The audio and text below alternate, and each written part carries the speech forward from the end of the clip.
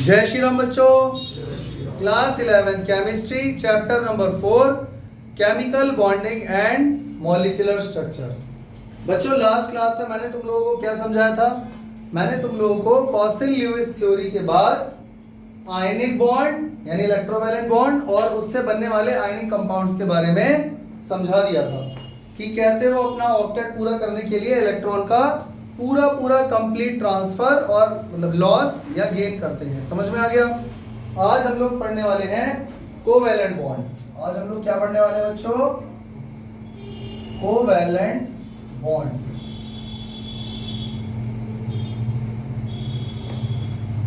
क्या जरूरी है कि अपना ऑक्टेट पूरा करने के लिए इलेक्ट्रॉन का पूरा ट्रांसफर यानी कि कंप्लीट लॉस और कंप्लीट गेन करना पड़े? जरूरी तो नहीं है। इलेक्ट्रॉन की शेयरिंग से भी बॉन्ड बनता है, उसको हम लोग क्या बोलते हैं? Covalent bond. और ये चीज तुम लोग ऑलरेडी 10th क्लास में पढ़ चुके हो, हाँ या ना? तो क्या होता है कोवैलेंट बॉन्ड? कैसे डिफाइन करोगे? It is a bond which forms as a result of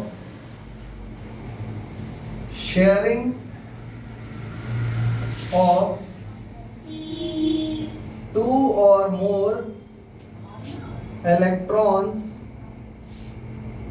by two or more atoms of same और डिफरेंट एलिमेंट। इसका मतलब समझ में आया बच्चों? क्या मतलब है इसका?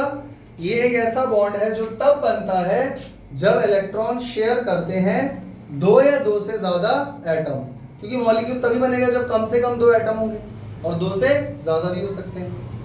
अच्छा, इलेक्ट्रॉन भी जरूरी नहीं है कि एक ही शेयर हो, दो भी हो सकते हैं और उससे ज्यादा भी हो सकते हैं। अच्छा, वो जो दो एटम है या दो से ज्यादा एटम जो इलेक्ट्रॉन शेयर कर रहे हैं वो सेम एलिमेंट के भी हो सकते हैं और डिफरेंट एलिमेंट के भी हो सकते हैं। जिसको समझ में नहीं आया वो एग्जांपल के तौर पे बच्चों यहाँ पे देखो, H2 का नाम तो सुना ही होगा। H2 क्या होता है बच्चों? हाइड्रोजन क्या? एटम। ये हाइड्रोजन का मॉलिक्यूल है। हाइड्रोजन गैस जनरली इसी फॉर्म में एग्जिस्ट करती है, सही है, फ्री फॉर्म में। तो हाइड्रोजन के बारे में बच्चों चेक करो, इसका ल्यूइस स्ट्रक्चर कैसे बनेगा? इसके आउटरमोस्ट शेल में कितने इलेक्ट्रॉन हैं? एक, सही है। इसके सामने एक और इसी के जैसा हाइड्रोजन आ गया, इसके पास भी आउटरमोस्ट शेल में कितने इलेक्ट्रॉन हैं? एक, सही है। बच्चों इसको कितने इलेक्ट्रॉन और चाहिए? एक, और इसको भी एक इलेक्ट्रॉन चाहिए। तो जब दोनों की रिक्वायरमेंट सिर्फ एक इलेक्ट्रॉन की है तो ये क्या पूरा अपना एक इलेक्ट्रॉन ट्रांसफर कर सकता है? लूज कर सकता है? नहीं कर सकता। समझ में आ गया? हाइड्रोजन के न्यूक्लियस में एक प्रोटॉन है, उसके आउटरमोस्ट शेल में एक इलेक्ट्रॉन है, तो उसमें अट्रैक्टिंग पावर होगी ना। तो ये पूरा का पूरा अपना ये आउटरमोस्ट शेल का एक इलेक्ट्रॉन लूज कैसे कर देगा? और मान लो इसने कर भी दिया तो ये गेन कर पाएगा? हाइड्रोजन के न्यूक्लियस में एक ही प्रोटॉन है और उसके पहले ही शेल में दो इलेक्ट्रॉन, पॉसिबल है? नहीं है। तो यहाँ पर क्या होगा? दोनों अपने अपने एक इलेक्ट्रॉन शेयर करेंगे। तो होगा ये कि इस हाइड्रोजन ने ये बोला कि मैं अपना एक इलेक्ट्रॉन शेयर कर रहा हूँ। बच्चों शेयर का मतलब क्या है? शेयर का मतलब ये है कि ये मेरा भी है और आज से ये तेरा भी है। समझ में आ गया? जैसे आपके ज्योमेट्री बॉक्स में पेंसिल है तो अभी वो आपकी है, आपके दोस्त ने मांगी आपसे, आपने उसके साथ शेयर कर दी, मतलब आज से ये पेंसिल मेरी भी है और तेरे को जब भी चाहिए तू चेन खोल के उसमें से पेंसिल निकाल लियो, आज से ये तेरी भी है। तो शेयर किया ना, तो इसका मतलब ये इलेक्ट्रॉन इसका हाइड्रोजन का भी है और ये अगले के साथ भी शेयर कर रहा है। और ये जो दूसरा हाइड्रोजन है इसने भी वही करा। जब ये अपनी एक चीज शेयर करेगा इलेक्ट्रॉन, तो ये भी इससे बोलेगा ना तू भी रख अपना एक इलेक्ट्रॉन, तू भी शेयर कर। तो बच्चों चेक करो इस हाइड्रोजन के पास कितने इलेक्ट्रॉन हो गए? दो। और इसको आउटरमोस्ट शेल में कितने इलेक्ट्रॉन चाहिए? वैसे भी दो ही चाहिए, क्योंकि helium gas electronic configuration attain करेगा। और इस हाइड्रोजन के पास कितने इलेक्ट्रॉन हो गए बच्चों? दो। तो चेक करो इससे क्या बना बॉन्ड हाइड्रोजन और हाइड्रोजन के बीच में? समझ में आ गया? तो ये कौन सा बॉन्ड है? क्या ये आयनिक बॉन्ड है? कोवेलेंट है? कैसे पता? क्योंकि यहाँ पे इलेक्ट्रॉन शेयर हुआ है, कंप्लीट ट्रांसफर नहीं हुआ है। समझ में आ गया? चलो एक और एग्जांपल लेते हैं, Cl2 मतलब कि क्लोरीन मॉलिक्यूल। बच्चों क्लोरीन के आउटरमोस्ट शेल में कितने इलेक्ट्रॉन है? 7। 1 2 3 4 5 6 और 7। समझ में आ गया? और इसके पास एक और क्लोरीन आ गया, इसके भी आउटरमोस्ट शेल में 7 इलेक्ट्रॉन है। 1 2 3 4 5 6 और 7। समझ में आया? इसको कितने इलेक्ट्रॉन चाहिए? बस एक और चाहिए, इसका ऑक्टेट कंप्लीट हो जाएगा। और इस क्लोरीन को भी कितने इलेक्ट्रॉन्स चाहिए? सिर्फ एक ही चाहिए। तो बच्चों यहां पर कंप्लीट ट्रांसफर इलेक्ट्रॉन का नहीं होगा, सिर्फ शेयरिंग होगी। हालांकि ये आयनिक बॉन्ड में भी आता था क्लोरीन, याद है? सोडियम से पूरा एक इलेक्ट्रॉन कंप्लीट इलेक्ट्रॉन ट्रांसफर होता था, तो वहां बनता था आयनिक बॉन्ड। जबकि यहां पे सिर्फ क्या होने वाला है? इलेक्ट्रॉन की शेयरिंग। तो यहां पर क्या होगा? चेक करो, इस क्लोरीन के आउटरमोस्ट शेल में कितने इलेक्ट्रॉन हो जाएंगे? 1 2 3 4 5 6 और 7वां इलेक्ट्रॉन इसने शेयरिंग में लगा दिया यहाँ पे। समझ में आ गया? और जो दूसरा क्लोरीन का एटम था उसके साथ भी यही हुआ। 1 2 3 4 5 6 और 7। समझ में आ गया? तो ये शेयरिंग वाले इलेक्ट्रॉन है। तो चेक करना इस क्लोरीन के पास कितने इलेक्ट्रॉन हो गए? 8। इसके पास कितने हो गए? क्या बना? Cl सिंगल बॉन्ड Cl मतलब कि Cl2। आ गया समझ में? तो डेफिनेशन समझ में आ रही है? This is a form which forms as a result of sharing of 2 or more electrons. अभी फिलहाल तो 2 इलेक्ट्रॉन शेयर करें, पर 2 से ज्यादा भी कर सकते हैं। Of 2 or more atoms of same और डिफरेंट एलिमेंट। तो जरूरी नहीं है 2 ही एटम, और बार 3 भी हो सकते हैं, 4 भी हो सकते हैं। अभी तो इजी एग्जांपल लिया है, ऑफ सेम एलिमेंट और डिफरेंट। चेक करो यहाँ पे दोनों एटम सेम एलिमेंट के, यहाँ पर भी दोनों एटम सेम एलिमेंट के। एक एग्जांपल HCl का ले लो, HCl, ठीक है? तो एक एटम हो गया हाइड्रोजन का, इसके आउटरमोस्ट शेल में एक ही इलेक्ट्रॉन है। और एक ले लो क्लोरीन, 1 2 3 4 5 6 7। तो इन दोनों ने क्या करा? हाइड्रोजन ने एक इलेक्ट्रॉन शेयर करा, एक क्लोरीन ने करा, और क्लोरीन के पास थे 1 2 3 4 5 6 7 किया। चेक करो हाइड्रोजन के कितने इलेक्ट्रॉन हो गए? 2। और क्लोरीन के कितने हो गए? क्या बन गया? HCl। 2 atoms of different element. कौन सा बॉन्ड बन रहा है बच्चों यहाँ पे? कितने बच्चों को बात समझ में आ चुकी है? चले आगे। अब हम लोग पढ़ने जा रहे हैं बच्चों condition for writing Lewis dot structure. Lewis dot structure, ये चीजें जानना बच्चों बहुत जरूरी है। वैसे तो मुझे लगता है ये चीजें एक नॉर्मल बच्चे को पता ही होती हैं, पर फिर भी एक बार और जान लो। देखो अभी मैंने H2Cl2 और HCl बना के दिखाया। क्या जरूरी है एग्जाम में यही है? बहुत सारे दुनिया में मॉलिक्यूल है जहां कोवेलेंट बॉन्ड बनते हैं, कुछ भी आ सकता है। तो आपको बस वो ये दे देगा, जैसे उसने दे दिया CO2, लुईस डॉट स्ट्रक्चर बनाकर इसका कोवेलेंट बॉन्ड बना के दिखाओ। सीधा ऐसा क्वेश्चन आ जाएगा। तो ये आपको बनाना आना चाहिए। इसके लिए क्या लगेगी? प्रैक्टिस। समझ में आ गया? तो जितने ज्यादा से ज्यादा मॉलिक्यूल का तुम इलेक्ट्रॉन डॉट स्ट्रक्चर बना सकते हो उतना तुम्हारे लिए अच्छा होगा। एनसीईआरटी में सिर्फ 5-7 चीजों का ही दिया हुआ है, इसके अलावा बाकी तुम्हें इधर उधर से अरेंज करना पड़ेगा, या हम यहाँ पर कर लेंगे। समझ में आ गया? तो इसके कुछ रूल्स हैं, वो तुम्हें याद रखने हैं। जैसे कि नंबर 1 बच्चों, एक बॉन्ड कब बनेगा? एक बॉन्ड तभी बनेगा जब दोनों एटम कम से कम एक इलेक्ट्रॉन डोनेट करेगा। हाँ यार, मतलब एक एटम ने इधर से इलेक्ट्रॉन क्या करा? शेयर, और एक एटम इसने शेयर करा। समझ में आ रहा है? तो जब दोनों एटम एक इलेक्ट्रॉन शेयर करेंगे, यानी एक पेयर ऑफ इलेक्ट्रॉन बनेगा, तब वहां पर क्या बनेगा? सिंगल बॉन्ड, एक बॉन्ड। नहीं आई बात समझ में? यानी एक बॉन्ड तभी बनता है जब कम से कम एक पेयर ऑफ इलेक्ट्रॉन हो। Each bond is formed as a result of pair of electron shared by each atom, shared by each atom। इसका मतलब वो ये कहना चाह रहा है कि बॉन्ड तभी बनेगा जब कम से कम एक पेयर ऑफ इलेक्ट्रॉन एटम्स ने शेयर किया होगा। समझ में आ गया? अच्छा, नंबर 2, अगर मॉलिक्यूल में एटम्स जुड़े हुए हैं कोवेलेंट बॉन्ड के द्वारा, तो यहां पर एक शर्त और भी है कि हर एटम कम से कम एक इलेक्ट्रॉन तो डोनेट करेगा ही करेगा।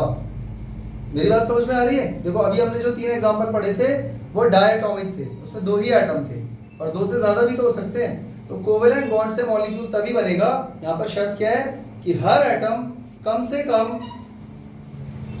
कम एक इलेक्ट्रॉन तो डोनेट करेगा ही करेगा, उसे करना ही पड़ेगा। समझ में आ गया? यानी ईच combining atom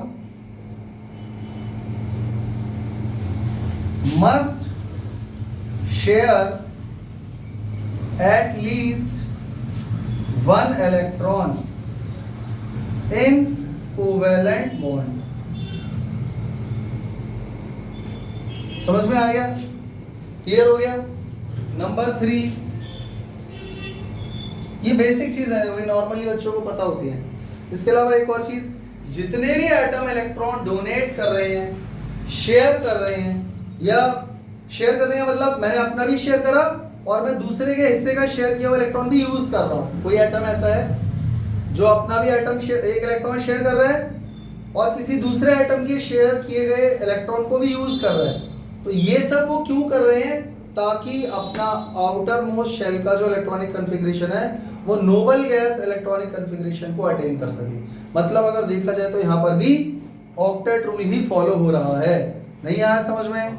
अभी क्लोरीन को देखा था ना, क्लोरीन ने एक इलेक्ट्रॉन तो शेयर किया और उधर से भी एक शेयर हुआ, तो उसके 8 हो गए ना फाइनली। तो नोबल गैस इलेक्ट्रॉनिक कॉन्फ़िगरेशन को अटेन कर रहे हैं। नहीं आ रहा समझ में? नहीं आया? देखो मेरी बात सुनो, जैसे HCl की हम बात कर रहे हैं, ये इलेक्ट्रॉन हाइड्रोजन ने शेयर करा और क्लोरीन ने कितने इलेक्ट्रॉन शेयर करे? 1। अब आप चेक करो, क्लोरीन के नजरिए से देखो, क्लोरीन क्या कर रहा है? वो अपना इलेक्ट्रॉन भी शेयर कर रहा है, इसने शेयर कर दिया, हाइड्रोजन ने यूज कर लिया, और एक हाइड्रोजन द्वारा शेयर किया गया इलेक्ट्रॉन वो खुद भी तो यूज कर रहा है। लेकिन ये सब जो भी यहाँ चल रहा है हाइड्रोजन और क्लोरीन के बीच में, इसका पर्पस क्या है? क्यों कर रहे हैं ऐसा? क्योंकि वो अपना ऑक्टेट पूरा करना चाह रहा है। चेक करो, क्लोरीन के पास अब 8 इलेक्ट्रॉन नजर आएंगे तुम्हें, इस बड़े सर्कल में 8 इलेक्ट्रॉन आ रहे हैं नहीं आ रहे नजर? तो ये मैं चीज कहना चाह रहा हूं। अब आगे समझ में? तो इसमें हम क्या लिखेंगे बच्चों? Both the combining atoms share electrons to achieve noble gas electronic configuration,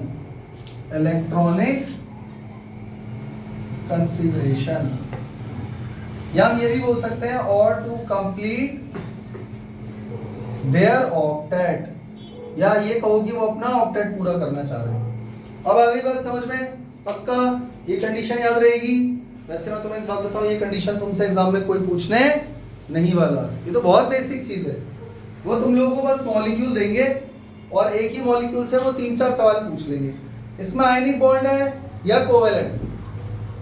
कोई मान लो मॉलिक्यूल दे दिया तुम्हें HNO3 नाइट्रिक एसिड, इसमें कोवेलेंट बॉन्ड बन रहा है या आयनिक?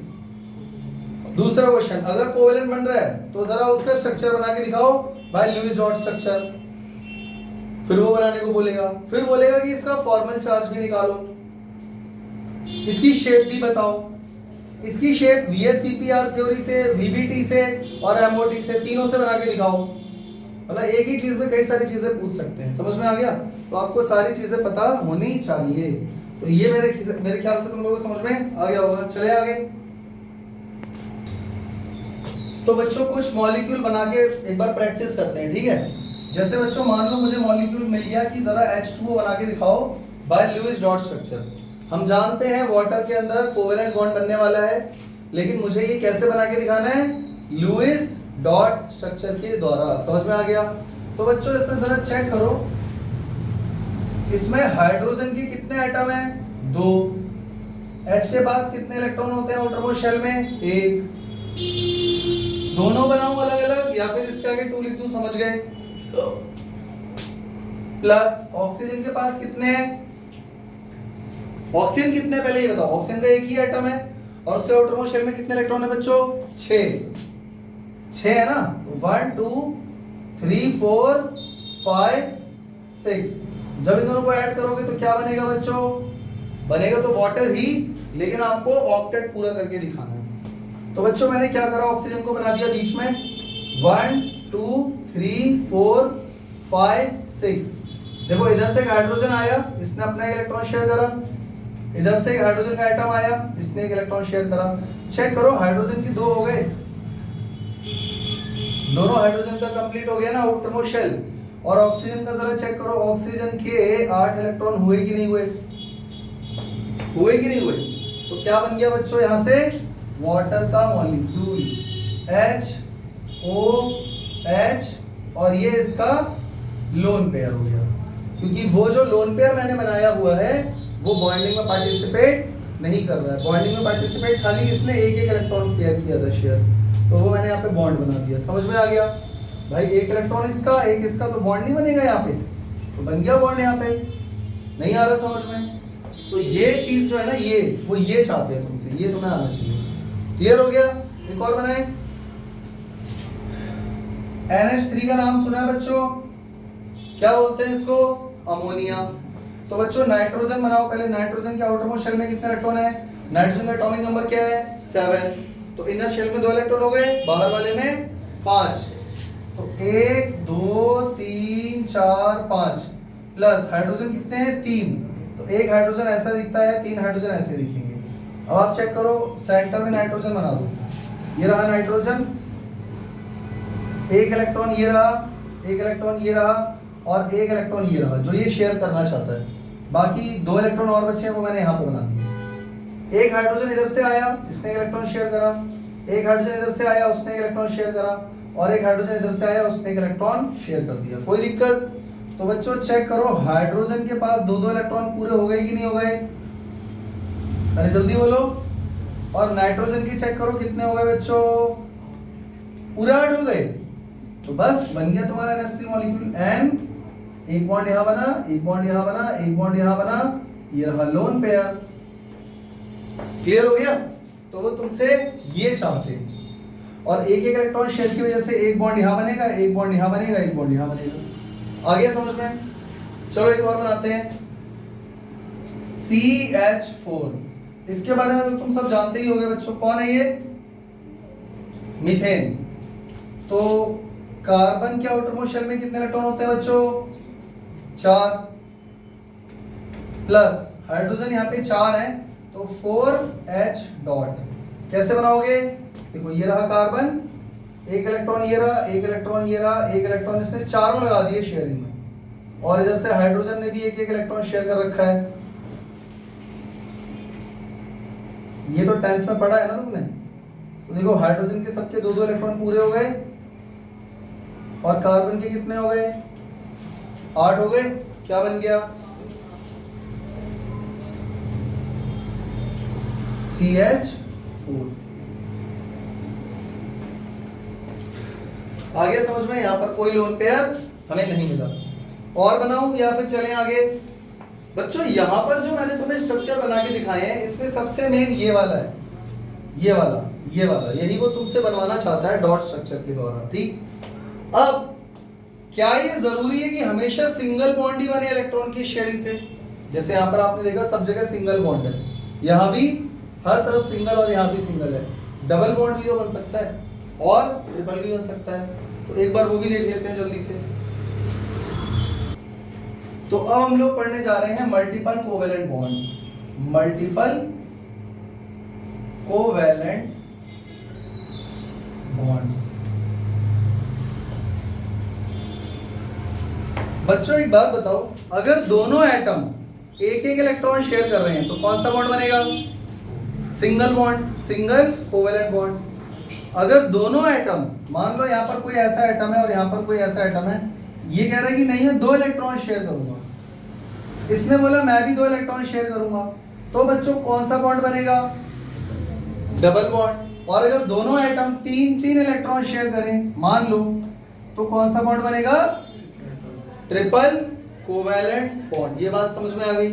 तो इससे भी रिलेटेड हमें कुछ क्वेश्चंस प्रैक्टिस करने हैं। तो मेरे ख्याल से ये सब चीजें भी तुमने 10th क्लास में पढ़ी हुई हैं, पढ़ी है कि नहीं पढ़ी? तो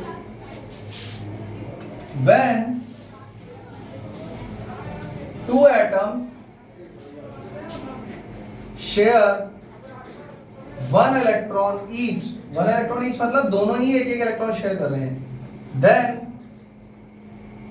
the bond formed is single covalent bond। भाई समझ में आया कि नहीं? अच्छा, when 2 atoms, तुम लोगों को ये हरकत नहीं करनी है नोट्स वाली कॉपी में, समझ गए ना? और ना ही एग्जाम में तुम्हें पूरा लिखना है, वो तुम्हारा टाइम बचाने के लिए मैं ऐसा कर रहा हूं। when 2 atoms share 2 electron each, then the bond formed is called double covalent bond। समझ गए ना पक्का? अच्छा, नंबर 3, अगर 2 एटम शेयर करें 3 इलेक्ट्रॉन प्रत्येक, तो जो बॉन्ड बनेगा वह कहलाएगा ट्रिपल कोवैलेंट बॉन्ड। पक्का क्लियर है? कुछ एग्जांपल करें इसके ऊपर। तो एक एग्जांपल उठाते हैं ऑक्सीजन मॉलिक्यूल का।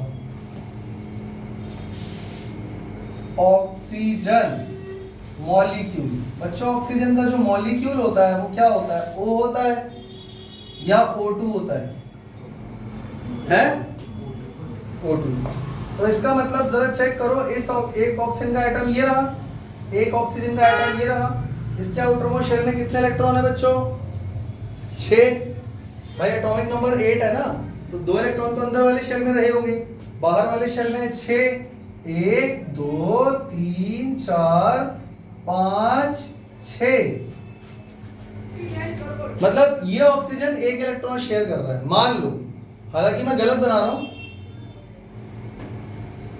मैं यहां पर गलत बनाने जा रहा हूं ताकि तुम्हें समझ में आए कि तुम क्या गलती कर सकते हो। इस ऑक्सीजन ने कितने इलेक्ट्रॉन शेयर करे?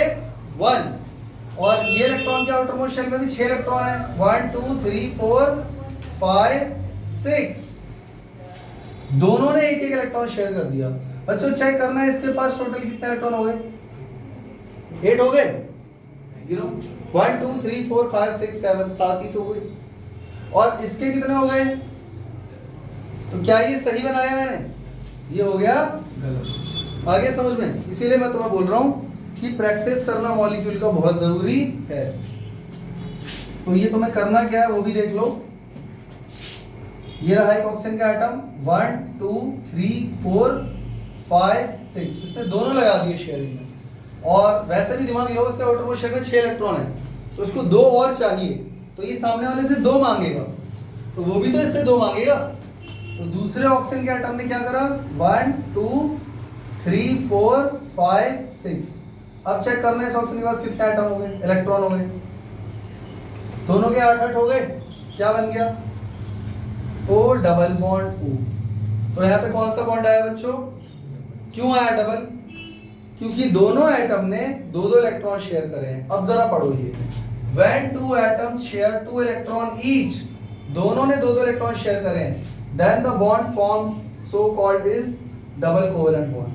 the bond so formed is called double covalent bond। नहीं आया समझ में? तुमको आया समझ में? एक और बनाते हैं बच्चों, CO2 मॉलिक्यूल। CO2 मतलब कार्बन डाइऑक्साइड, ठीक है? तो बच्चों चेक करो, कार्बन के आउटरमोस्ट शेल में कितने इलेक्ट्रॉन है? 4। कार्बन के आउटरमोस्ट शेल में कितने इलेक्ट्रॉन है? 4। और ऑक्सीजन के आउटरमोस्ट शेल में कितने हैं? 6। तो ऑक्सीजन को चाहिए 2 और, तो कार्बन ने 2 इलेक्ट्रॉन इसके साथ शेयर करे, 2 इसके साथ शेयर करे, और ऑक्सीजन ने भी 2 इलेक्ट्रॉन इस बार शेयर कर दिए।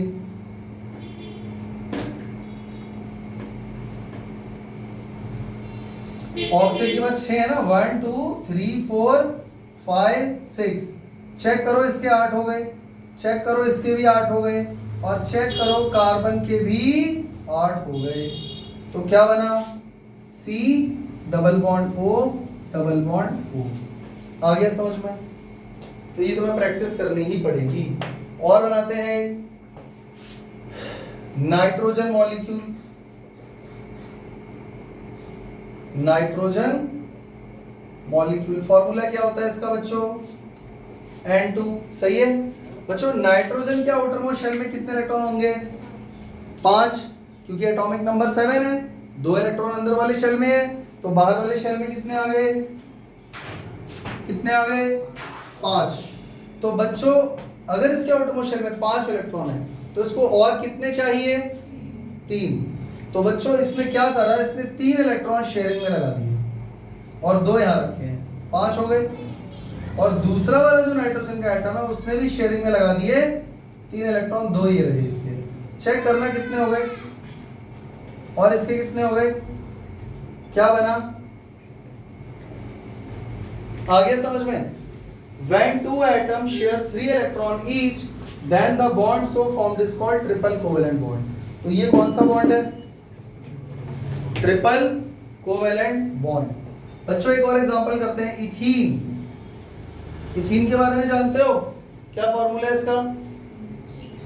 C2H4। इथीन डबल बॉन्ड होता है इथीन में, इथेन, इथीन, इथाइन। आइन में ट्रिपल बॉन्ड आता है। तो कार्बन 2 है, हाइड्रोजन 4 है, तो क्या हुआ होगा पक्का चेक करो। कार्बन है 2, कार्बन है 2, हाइड्रोजन है 4। तो एक हाइड्रोजन ने अब इधर से एक इलेक्ट्रॉन शेयर किया होगा, एक हाइड्रोजन ने इधर से एक इलेक्ट्रॉन शेयर किया होगा, इधर से भी एक हाइड्रोजन आया, इधर से भी एक हाइड्रोजन आया।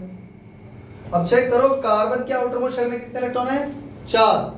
तो एक इसने यहां शेयर करा, 1 2 3 4। इस कार्बन में चेक करो, 1 हाइड्रोजन के साथ, 2 हाइड्रोजन के साथ, 3 और 4 वाला कार्बन के साथ। नहीं आ रहा समझ में? नहीं आ रहा? आ रहा है? तो चेक करो हाइड्रोजन के पास कितने हो गए बच्चों? 2 इलेक्ट्रॉन। इसके पास भी 2, इसके पास 2, इसके पास 2।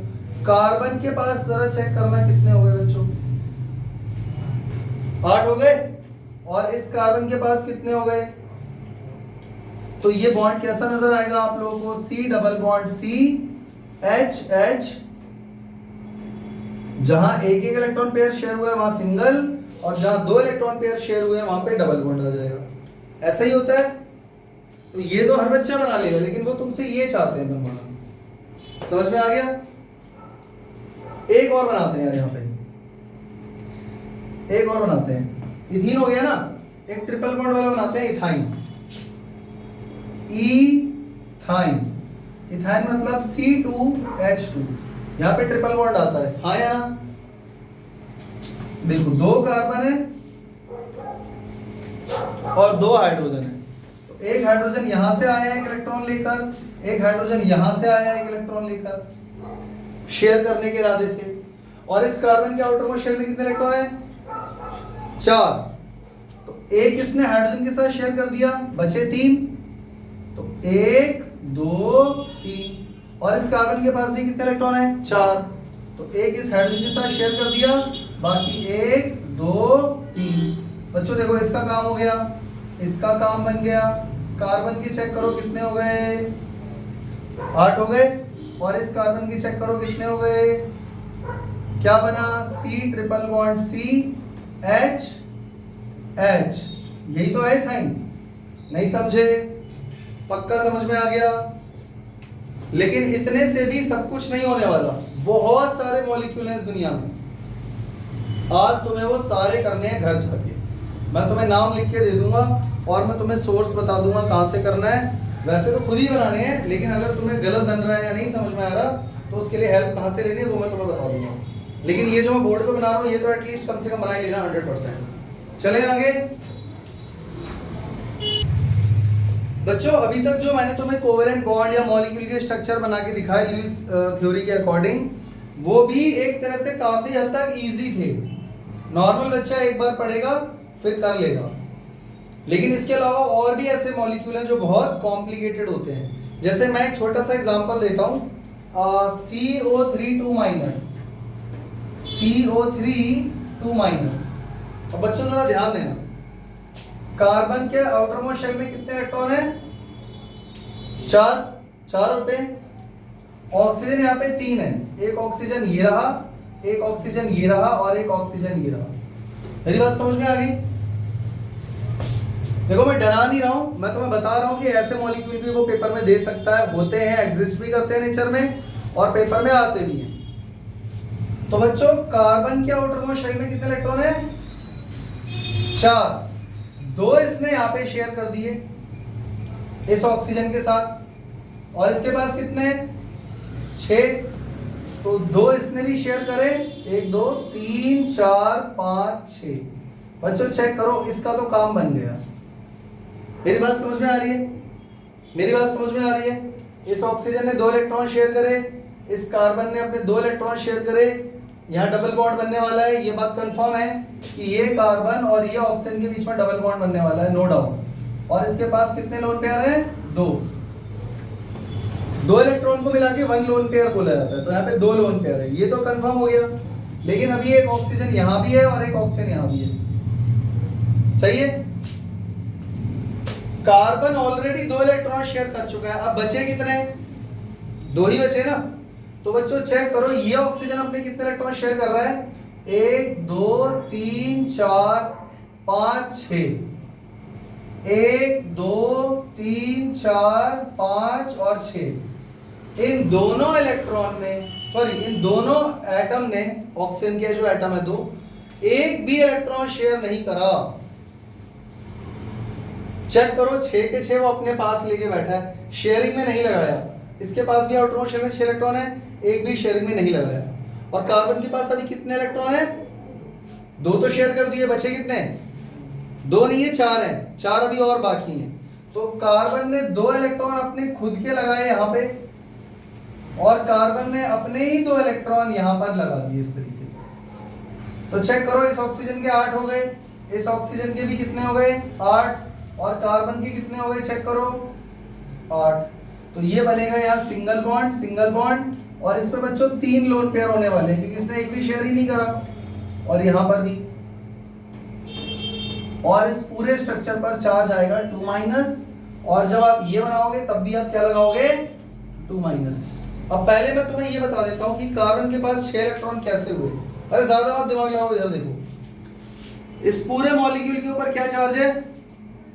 2 माइनस। 2 माइनस का मतलब है 2 इलेक्ट्रॉन एक्स्ट्रा, 2 इलेक्ट्रॉन एक्स्ट्रा। अब वो 2 इलेक्ट्रॉन किसके पास है? कार्बन के पास, जो सेंटर पे है। तो कार्बन ने देखो कितने शेयर करे? 2। ये दोनों भी कार्बन के ही हैं और ये दोनों भी कार्बन के ही हैं। तो कार्बन के कितने हो गए? 4 तो खुद के थे उसके, और 2 माइनस की वजह से 2 एक्स्ट्रा और मिले, तो 6 हो गए ना। तो इस तरीके से ये 6 इलेक्ट्रॉन, ये दोनों कार्बन के, ये दोनों कार्बन के हैं, और ये वाले 2 ऑक्सीजन के, ये दोनों कार्बन के। ये बात समझ में आ गई? मैं बस तुम्हें ये समझाना चाह रहा हूं कि इतना भी काम आसान नहीं है जितना तुम सोच रहे हो। Hydrogen, water, carbon dioxide, chlorine, ये सब तो आसान है, हाइड्रोक्लोरिक एसिड, ये सब आसान है। अब यहाँ पर देखो, सबसे बड़ी दिक्कत बताऊं क्या क्या है। पहली दिक्कत ये है कि सेंट्रल एटम आपको डिसाइड करना पड़ेगा, सेंटर पे आएगा कौन, हाँ या ना। दूसरी बात, आपको ये चेक करना पड़ेगा टोटल इलेक्ट्रॉन है कितने, हाँ या ना। तीसरी चीज आपको ये चेक करनी पड़ेगी कैटायन में क्या करोगे, और ये नेगेटिव चार्ज है तो एनायन में क्या करोगे। और पांचवी चीज यहाँ पर चाहिए आपको प्रैक्टिस। प्रैक्टिस नहीं करके गए ना अगर घर से, तो तुम्हें लगता ही बना के आ पाओगे पेपर में। मान लो ये मॉलिक्यूल प्रैक्टिस नहीं करी आपने, ये आ गया, तब क्या करोगे? कुछ ना कुछ गड़बड़ पक्का हो जाएगी। और एक बार कंफ्यूज हो गए ना, फिर रबड़ से मिटा मिटा के बनाते रहना, पेन से बनाया तो काटते रहना, ऑक्टेट पूरा किसी का भी नहीं कर पाओगे। आगे बात समझ में? तो प्रैक्टिस यहाँ पे सबसे ज्यादा चाहिए। क्लियर हो गया? तो यहाँ पर इसका मतलब यहाँ पर भी कुछ रूल फॉलो करने पड़ेंगे, कुछ रूल होंगे ना इसके, तो वो रूल्स हम लोग पढ़ने जा रहे हैं।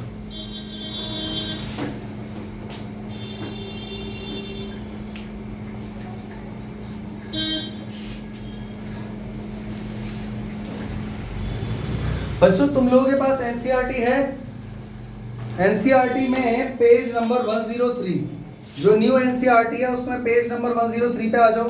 देखो यहाँ पे ये डायग्राम पिक्चर दिया होगा इस वाले पेज पे, इसके सामने यहाँ पर आ जाओ। एनसीईआरटी का है,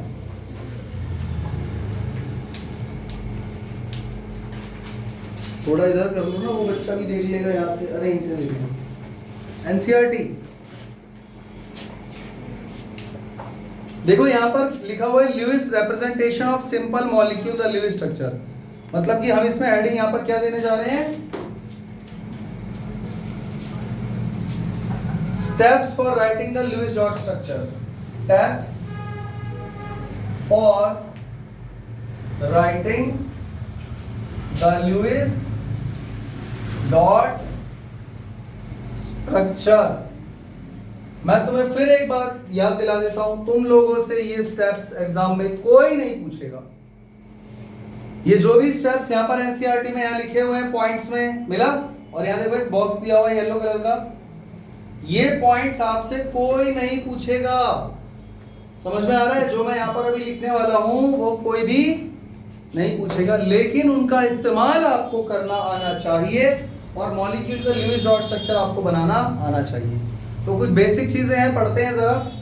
पहला पॉइंट लिखा है the total number of electron required for writing the structure are obtained by adding the valence electron of the combining atoms. मतलब शॉर्ट में देखा जाए तो हम लिखेंगे कि हमारा पहला काम ये है कि हमें total number of electrons find कर लेने हैं। क्या फाइंड करना है?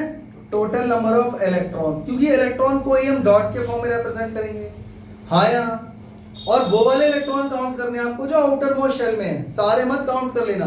जैसे सल्फर है तो सल्फर के कितने इलेक्ट्रॉन काउंट करोगे? 6। ऑक्सीजन के कितने काउंट करोगे? 6। आउटर मोस्ट शेल वाले सारे मत गिनने बैठ जाना, क्योंकि आप डॉट किसका बनाओगे? उसी का जो आउटर मोस्ट शेल में है, तो आउटर मोस्ट शेल वाली तो गिनोगे। मेरी बात समझ में आ रही है नहीं आ रही? नहीं आ रही ना? तो लिखो पहला rule, total number of electrons calculation, या थोड़ी अच्छी इंग्लिश लिखिए ना, calculate the total number of electrons. इसको लिख ही देते हैं ना यार, कितने टाइम लगेगा।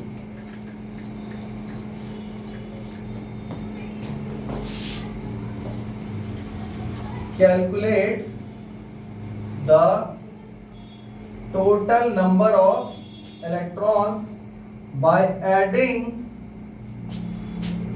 total number of valence electron, valence electron पता है ना, ये वो समझाना पड़ेगा, outer most shell वाले electron, by adding total number of valence electrons of each atom in the molecule। पहला काम आपका ये हो गया, समझ में आ गया? समझ में आ गया? दूसरा पॉइंट बच्चों पढ़ो क्या लिखा है। For anions, each negative charge would means addition of one electron. For cation, each positive charge would result in subtraction of one electron from the total number of valence electron। बच्चों वही चीज जो मैंने अभी तुम्हें करके दिखाई थी। अगर कैटायन की बात कर रहा है, मतलब पॉजिटिव चार्ज है मॉलिक्यूल के ऊपर, तो आपको उतने ही इलेक्ट्रॉन कम कर देने। और अगर एनायन है, मतलब पूरे मॉलिक्यूल पे नेगेटिव चार्ज है, जैसे CO3 2- था, तो आपको total number of valence electron में से 2 प्लस कर देना है, क्योंकि नेगेटिव चार्ज है उसके ऊपर। समझ में आ गया? क्या लिखोगे? For an anion, anionic molecule, मैं शॉर्ट में लिख दे रहा हूं, तुम लोग चाहो तो ये भी लिख सकते हो, क्योंकि हम इजी लैंग्वेज में रूल्स को याद करेंगे तो अच्छा रहेगा। For an anionic molecule, each negative charge means addition of valence electron,